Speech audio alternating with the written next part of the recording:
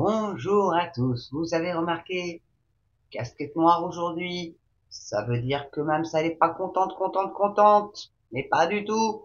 Et c'est encore notre nono national, notre renflement branal, dilaté comme jamais, qui fait encore des siennes et qui fait mais alors bourde sur bourde, qui se plante d'une petite pailloute. Vous allez voir que le chiffre plutôt conséquent.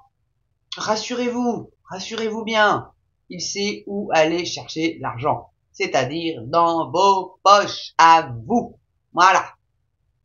Bon, donc, un petit préambule comme d'habitude, avant que je n'oublie. L'abonnement, très important l'abonnement.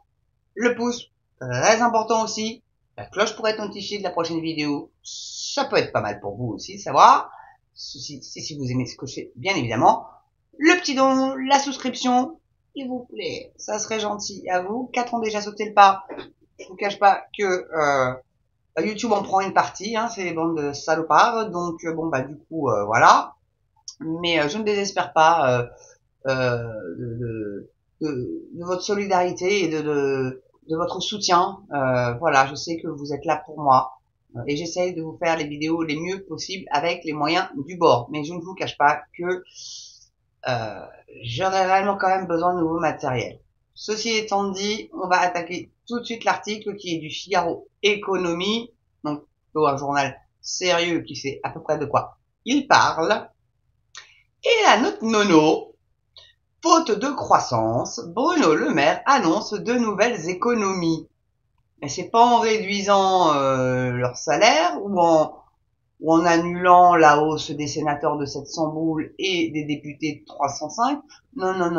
C'est pas là. Quand ils disent qu'ils vont faire des économies, c'est qu'ils vont rajouter des taxes. C'est une drôle de façon de faire des économies, ces gens-là, quand même, hein.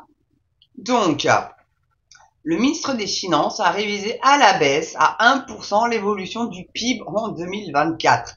Calculé avec une hausse de 1,4%, le budget est obsolète. Il doit être raboté en urgence de près de 10 milliards supplémentaires. Petite idée comme ça, Bruno. Les 10 milliards les 10 milliards qu'on peut économiser, on en enlève aux 50 milliards de l'Ukraine et puis aux 150 milliards de l'Afrique. Parce que comme je l'ai déjà dit dans une précédente vidéo, et d'ailleurs, je vais faire une vidéo là-dessus parce que vous allez voir que les dirigeants africains, c'est corrompu et compagnie, ça fait des coups d'État à tour de bras. Donc 150 milliards quand même pour l'Afrique. Bah, les 10 milliards, ils sont là, mon popo. Et puis bah aussi toutes les cartes vitales qui sont fausses. Tu récupères de l'argent par là plutôt que d'aller taxer encore les pauvres gens. Mais non. Bah non, ça non, bah non, puisque c'est Van der Leyen qui a décidé. On peut pas. Vivement qu'on sort de ce merdier-là, moi je vous le dis. Enfin. Bref.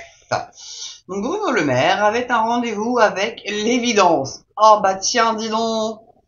Et avec le bon sens, est-ce que des fois il prend rendez-vous avec aussi? Parce que ça serait pas mal, hein. Donc après des semaines d'aternoiement, il a honoré ce dimanche sur le plateau, honoré, de TF1. Le ministre de l'économie et des finances a ainsi révisé la prévision de croissance française de 1,4% à 1%. Oh, dans sa tête, 0,4% c'est rien. Ouais, bah non, c'est 10 milliards. Pas belle la vie? Donc, cette décision tient compte du nouveau contexte géopolitique. Ah, ça va être la faute à Poutine. Vous voulez parier? La faute à Poutine. Voilà, ça peut pas être le RN, là. Hein. C'est pas de la géopolitique, le RN. Donc géopolitique a justifié Bruno Le Maire, évoquant entre autres la guerre en Ukraine. Oh bah tiens, merde, je devrais faire voyante, moi. Et une récession en 2023 en Allemagne. Oui, mais à cause de quoi la récession en Allemagne? Est-ce que ça serait pas les ricains en détruisant Nord Stream qui auraient un petit peu fait capoter l'industrie allemande? Je suis pas géopoliticienne, mais enfin bon, quand on a un peu de jugeote et qu'on s'informe, on arrive à faire A plus B ou 1 plus 1 égale 2, quoi, voilà, hein? Bon, sans être fort en maths, hein. qui d'ailleurs pas le cas de Monsieur le maire. Il a bien allègrement avoué sur un plateau télé qu'il était nul en maths. Ne pas convertir un hectare, ce mec, mais pauvre cloche, va.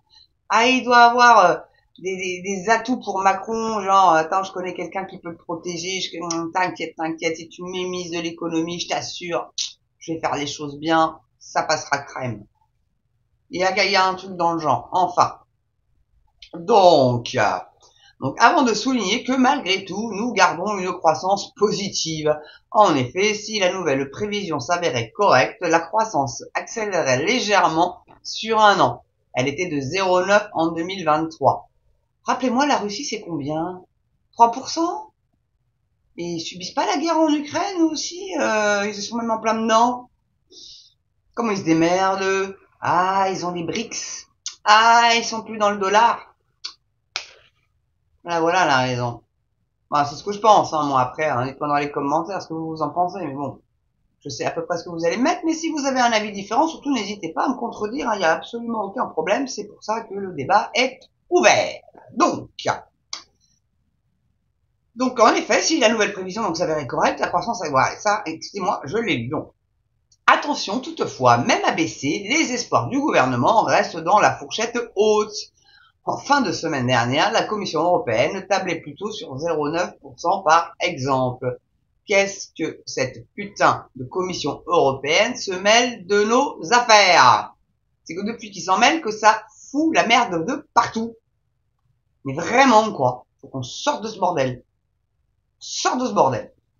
Dans un contexte où les taux d'intérêt resteront hauts et où l'activité stagne dans toute la zone euro, l'ancienne prévision volontariste qu'avait émise Bercy en présentant son projet de loi de finances, le PLF, en 2024, septembre 2024, n'a eu de cesse de voir sa crédibilité se dégrader, si bien que même au sein de la majorité, que cette cible ne serait pas atteinte, relevait depuis le début de l'année du secret de Polichinelle. Avec une prévision aussi haute, nous passons un peu pour des peintres. Moi, j'aurais dit plutôt pour des abrutis, des clowns, des cons, je sais pas d'autres, hein. Trouvez-moi d'autres termes si vous voulez. Mais des peintres, ça dépend du peintre après, hein. Donc, Gros-Melay, par exemple, mi-janvier, un parlementaire Renaissance. Le ministère des Finances, de son côté, cherchait au moins depuis 3 semaines le moment opportun pour ramener officiellement ses prévisions macroéconomiques dans le giron du raisonnable. Il faut dire qu'entre un remaniement très politique et une crise majeure dans le secteur de l'agriculture, les derniers jours ont été particulièrement peu propices aux annonces déplaisantes. Oui, oh, bah, de toute façon, hein, on en a tous les jours, hein, donc... Car si une croissance attendue aussi significativement en baisse est une mauvaise nouvelle en soi, elle entraîne surtout des conséquences graves sur l'équilibre des comptes publics en amenuisant les recettes fiscales issues de la production et de la consommation. Pour combler la différence, Bruno Le Maire s'est engagé à réaliser 10 milliards d'économies immédiates sur le budget de l'État.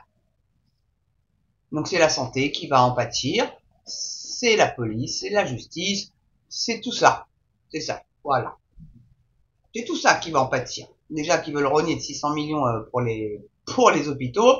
Je sais pas où ils vont. S'ils dégraissaient un peu le mammouth au niveau administratif, ça serait déjà peut-être pas mal. Ça ferait des petites économies. Là, je pense que là, les 10 milliards, on pourrait peut-être les récupérer parce que c'est, voilà, c'est juste une dinguerie. Donc, alors, sur le budget de ce cas, ce qui indique que ni la sécurité sociale ni les collectivités territoriales ne seront touchées par le coup de rabot. Et si vous arrêtiez de nous prendre pour des jambos de Bayonne et que vous retourniez écrire vos bouquins porno, monsieur le maire? Non, parce que là, hein? Oui, pareil, là, ils veulent déjà, je vous dis, raboter déjà sur les DPA, hein, toutes ces maladies chroniques, là, donc le diabète, les maladies cardiovasculaires, tout ce qui est chronique, en fait, hein. Ils veulent déjà mettre un beau petit coup de canif là-dedans. Donc, si ça c'est pas la sécurité sociale, hein, bon. Enfin bon, bref, où j'en étais moi du coup, parce qu'en plus ma page a sauté, donc c'est vraiment génial. Alors,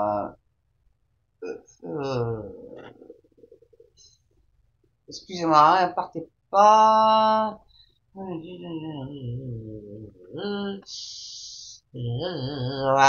on était là. Pardon, excusez-moi. Donc, la potion sera amère, mais le gouvernement ne peut plus se permettre de laisser filer son déficit, défend-il. On gagne moins en recettes fiscales, on dépense moins, c'est du bon sens.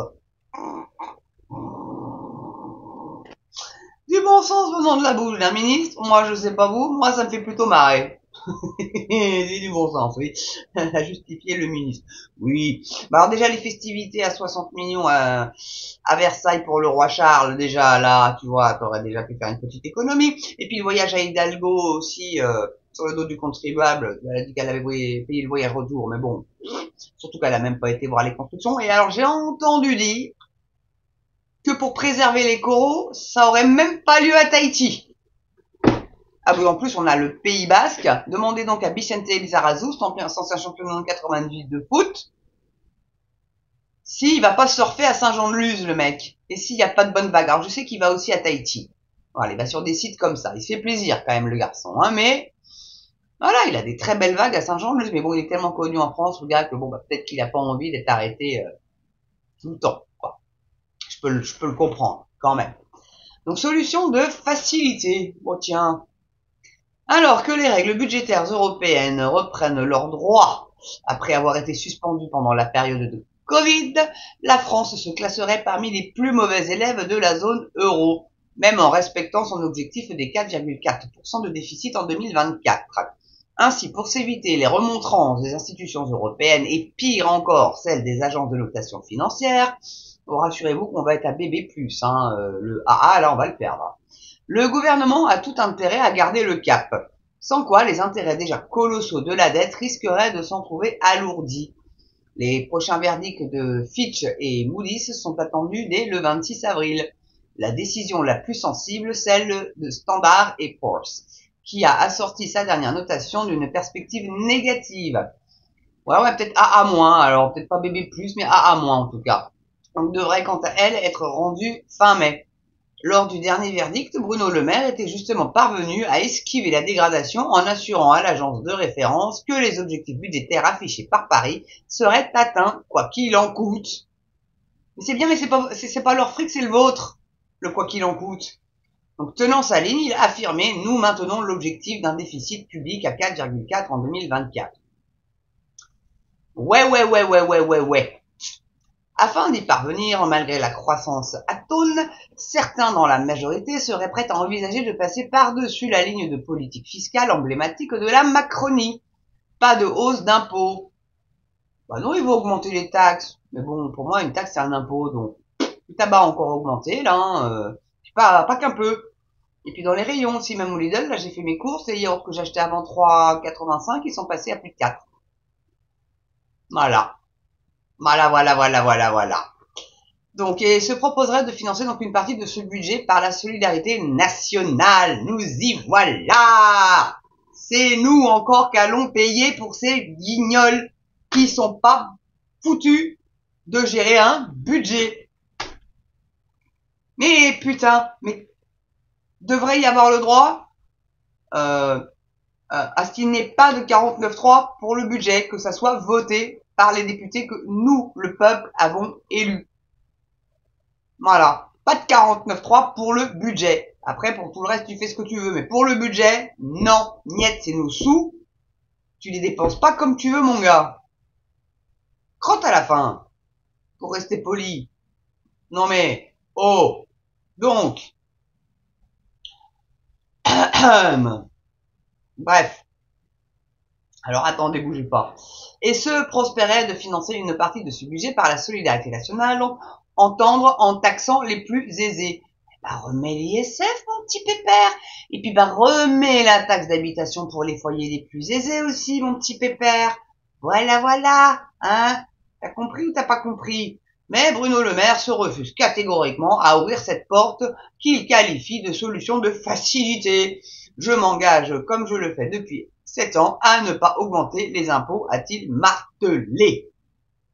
Quelle espèce de bel enfoiré!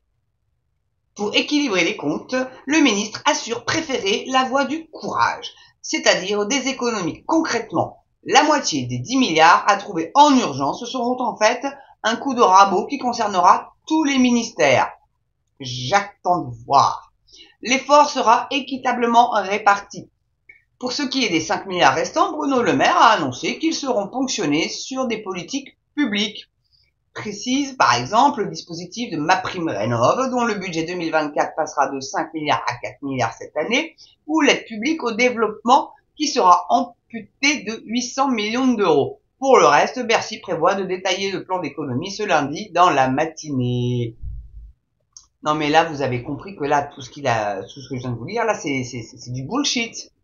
C'est vous, c'est moi, c'est nos impôts qui allons financer leur boulette.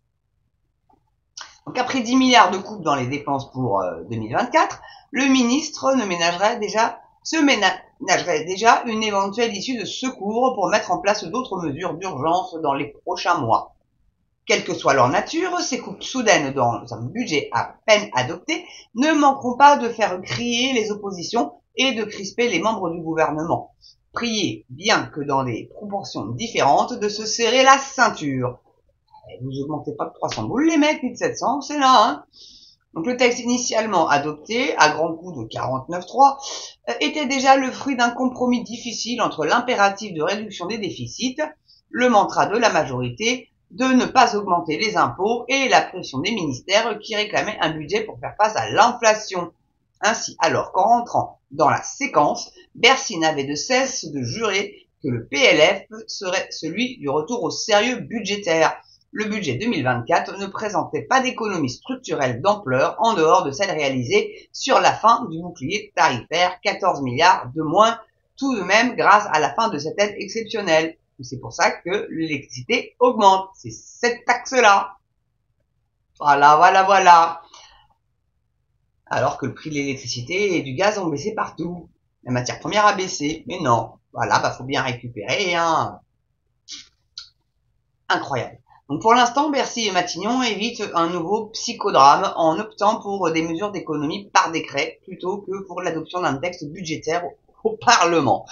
Toutefois, le ministre de l'économie n'exclut pas de devoir présenter un projet de loi de finances rectificative, le PLFR, selon l'évolution des taux d'intérêt, mais pas avant l'été, c'est-à-dire après les élections européennes. Bon, comme c'est commode. Oh, bah dis donc. S'il devait faire adopter un nouveau texte budgétaire, le chef du gouvernement Gabriel Attal n'aurait en effet d'autre choix que de recourir à un impopulaire et périlleux 49.3. Les compromis avec l'opposition étant traditionnellement impossibles sur ce genre de texte et les motions de censure quasi systématiques. Bah oui, hein. Bah oui, hein. Mais bon, elle passe jamais. Il fera un 49.3 Attal, puisque ça a remis les compteurs à zéro. Il le fera le 49.3. Donc, considérant le coût politique d'un PLFR, le simple fait que Bruno Le Maire refuse de l'exclure est un signal d'alarme sur l'état des finances publiques. Après 10 milliards de coupes dans les dépenses pour 2024, le ministre se ménagerait déjà à une éventuelle issue de secours pour mettre en place d'autres mesures d'urgence dans les prochains mois. Bon, vous avez compris, hein, on va pas vous la refaire. C'est vous qui allez payer. Donc, allez, rehausse de l'électricité qui est prévue, je crois, pour le mois de juin. Oh, ils vont très certainement réaugmenter le tabac. Bon, là, pour les JO, pour l'occasion, ils vont augmenter tout ce qui est snacking, bière, chips, sandwicherie, enfin, tout le bordel. Dites-vous bien que bon, c'est pour les couillons de touristes, mais que après, ça restera pérenne. Parce que tout ce qu'ils disent qui est provisoire, généralement, avec eux, c'est pérenne. Vous avez compris? Enfin, voilà. Fin de la petite vidéo, j'espère qu'elle vous aura pas mis trop le moral dans les chaussettes. J'espère. Moi, ça m'a fait hurler pour sa casquette noire. Parce que franchement, là, moi, j'en peux plus de leur connerie, quoi. J'en peux plus. Et je pense que je suis pas la seule dans ce cas-là. Donc, si je peux me faire le porte-voix de vos coups de gueule, écoutez, très honnêtement, je le fais bien volontiers. Et pour ce faire, n'oubliez donc pas l'abonnement, partagez cette vidéo surtout, évidemment, hein, si vous voulez que je sois un porte-voix un petit peu plus important. Le pouce, c'est également important, hein, et puis la cloche pour être notifié de la prochaine, bien évidemment, le petit don, la petite souscription aussi, s'il vous plaît, s'il vous plaît, s'il vous plaît. Et puis voilà, quoi. Donc, passez une belle journée ou une belle soirée selon l'heure à laquelle vous allez regarder cette vidéo. Portez-vous bien et surtout, encore plus important, prenez soin de vous, mes amis. Allez, je vous embrasse. À ciao et à très bientôt pour une prochaine Mams. À ciao.